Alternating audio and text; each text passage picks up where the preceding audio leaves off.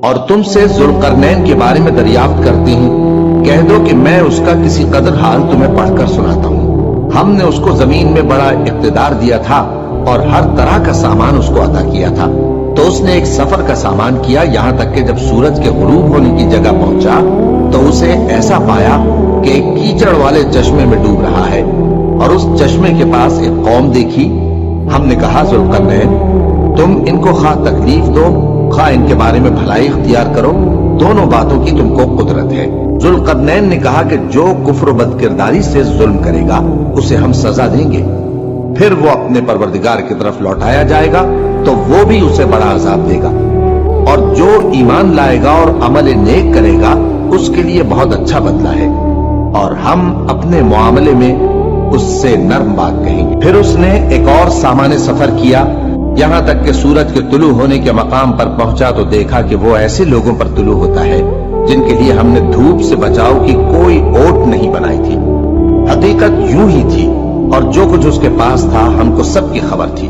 پھر اس نے ایک اور سفر کا سامان کیا، یہاں تک کہ دو اونچے سیدھے پہاڑوں کے درمیان پہنچا تو دیکھا کہ ان کے اس طرف کچھ لوگ ہیں کہ بات کو سمجھ نہیں سکتے۔ ان لوگوں نے کہا کہ اے ذوالقرنین، یاجوج اور ماجوج اس علاقے میں فساد کرتے رہتے ہیں، بھلا ہم آپ کے لیے خرچ کا انتظام کر دیں کہ آپ ہمارے اور ان کے درمیان ایک دیوار کھینچ دیں۔ ذوالقرنین نے کہا کہ خرچ کا جو مقدور اللہ نے مجھے بخشا ہے وہ بہت اچھا ہے، تم مجھے قوت بازو سے مدد دو، میں تمہارے اور ان کے درمیان ایک مضبوط رکاوٹ بنا دوں گا۔ تم لوہے کے بڑے بڑے تختے میرے پاس لاؤ۔ چنانچہ کام جاری کر دیا گیا، یہاں تک کہ جب اس نے دونوں پہاڑوں کے درمیان کا حصہ برابر کر دیا اور کہا کہ اب اسے دھوکو، یہاں تک کہ جب اس کو دھونک دھونک کر آگ کر دیا تو کہا کہ اب میرے پاس تانبا لاؤ کہ اس پر پگھلا کر ڈال دو۔ پھر ان میں یہ قدرت نہ رہی کہ اس پر چڑھ سکیں، اور نہ یہ طاقت رہی کہ اس میں نقب لگا سکیں۔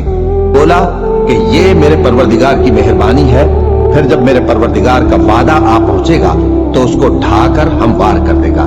اور میرے پروردگار کا وعدہ سچا ہے۔